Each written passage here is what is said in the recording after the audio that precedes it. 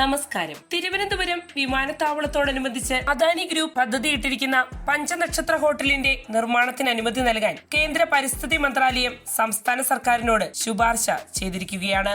136.31 കോടി രൂപ ചെലവിട്ട് ഒരുക്കുന്ന 5 സ്റ്റാർ ഹോട്ടൽ ചാക്കയിലെ അന്താരാഷ്ട്ര ടെർമിനലിന് മുൻവശത്തായാവും നിർമ്മിക്കുക.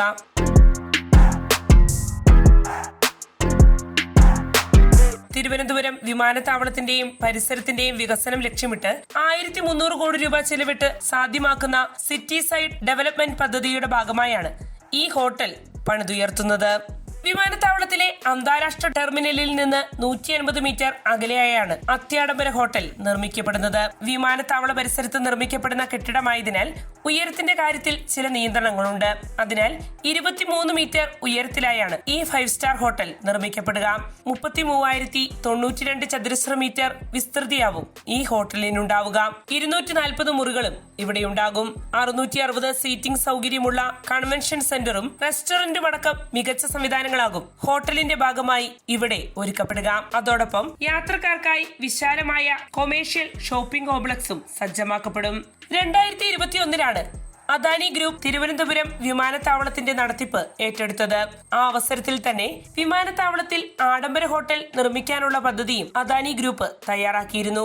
ലോകത്തിലെ പ്രമുഖ അന്താരാഷ്ട്ര വിമാനത്താവളങ്ങളുടെ നിലവാരത്തിലേക്ക് തിരുവനന്തപുരം വിമാനത്താവളത്തെ ഉയർത്താനും അതിലൂടെ യാത്രക്കാർക്കും വിമാന കമ്പനി ജീവനക്കാർക്കും കൂടുതൽ സൗകര്യങ്ങൾ ഒരുക്കാനുമാണ് ഇത്തരമൊരു ആഡംബര ഹോട്ടലിന്റെ നിർമ്മാണത്തിനായുള്ള നടപടികളിലേക്ക് അദാനി ഗ്രൂപ്പ് തിരിഞ്ഞത്.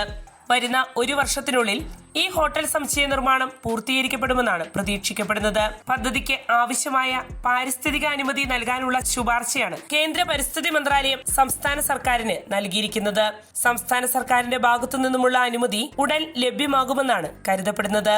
മുമ്പ് പാരിസ്ഥിതിക അനുമതിക്കായി അദാനി ഗ്രൂപ്പ് ഹോട്ടലിന്റെ കെട്ടിട രൂപരേഖ state environment impact assessment authority അഥവാ SCIAക്ക് സമർപ്പിച്ചിരുന്നു.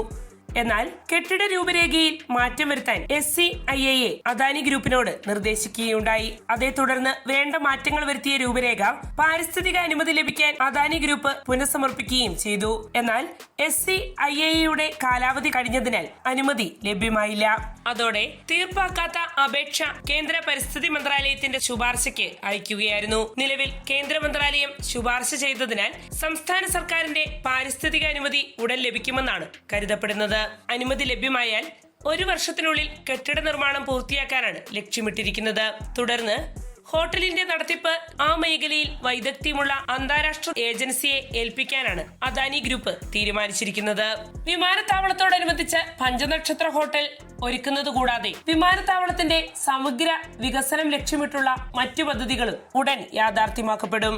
ഇതിനായുള്ള പ്രൊജക്ട് അനന്തയുടെ ആദ്യഘട്ടമായ 600 കോടി രൂപയുടെ പദ്ധതിക്ക് ഇതിനോടകം കരാറായിട്ടുണ്ട്. വിമാനത്താവളത്തിലെ runway, taxiway, apron, air traffic control building, ഹാങ്കറുകൾ, ഫയർ ആൻഡ് റെസ്ക്യൂ സംവിധാനങ്ങൾ എന്നിവയാണ് പ്രൊജക്ട് അനന്തയുടെ ആദ്യഘട്ടത്തിൽ നവീകരിക്കപ്പെടുക. ടെർമിനൽ 2ലെ ഏപ്രൺ പദ്ധതിയുടെ ഭാഗമായി പുനർനിർമ്മിക്കപ്പെടും. ഒപ്പം ഡ്രെയിനേജ് സംവിധാനം നവീകരിക്കുക, ടെർമിനൽ 1ലെ ചെക്ക് ഇൻ കൗണ്ടറുകളുടെ എണ്ണം വർദ്ധിപ്പിക്കുക, നോളജ് സെന്റർ സ്ഥാപിക്കുക എന്നീ നവീകരണ പ്രവർത്തനങ്ങളും പ്രൊജക്ട് അനന്തയുടെ 1ാം ഘട്ടത്തിൽ ഉൾപ്പെടുത്തിയിട്ടുണ്ട്.